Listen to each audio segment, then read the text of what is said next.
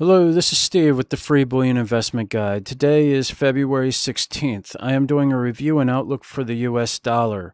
This is the U.S. dollar's daily chart. In my last video, I had shown you this rising wedge in the U.S. dollar price chart. It was denied early in the week. I had said in my last video review and outlook that the U.S. dollar was mostly going to move sideways. I really didn't know if it was going to move up or move down. I had suspected it would move down and then maybe move up, but either way, the fact was that most of my outlook last week had stated that I expected a sideways movement out of the dollar, and it did basically do that after it moved up on Monday. This is Monday's candlestick here, and we can see that it moved down and then moved up and then moved down, and so it's a lot of sideways movement. It's a lot of volatility and uncertainty, and the reason why what's behind all of that volatility and uncertainty in the U.S. dollar is with the trade war talks between China and the U.S. Nobody really knows what's happening. There's mixed messages. For instance, one day, this was last Tuesday, where we can see that the price of the dollar fell. There wasn't really too much good news coming out of the market. And then on Wednesday, the 13th, Trump said trade talks are going very well.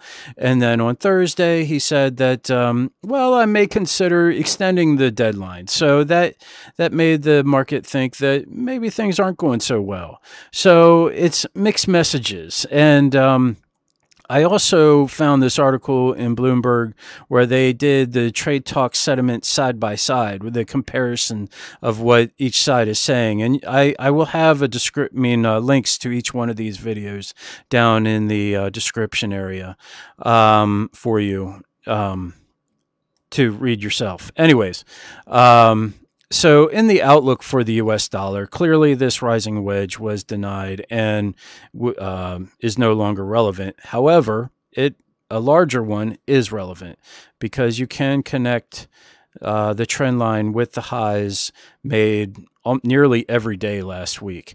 So the rising wedge is still relevant. However, we can basically expect more sideways movement out of the U.S. dollar next week because the market really doesn't know what's going on. And from what it sounds like, those who are in the meetings don't really know what's going to happen either quite yet. So unless if there is a agreement made, we should see the dollar shoot up in price.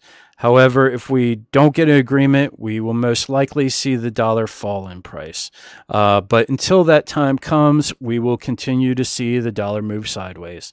So that is the outlook for the dollar, for it to move sideways and basically stay below the 97.45 price resistance level. So I thank you for your time. I look forward to talking to you next week. Take care and God bless.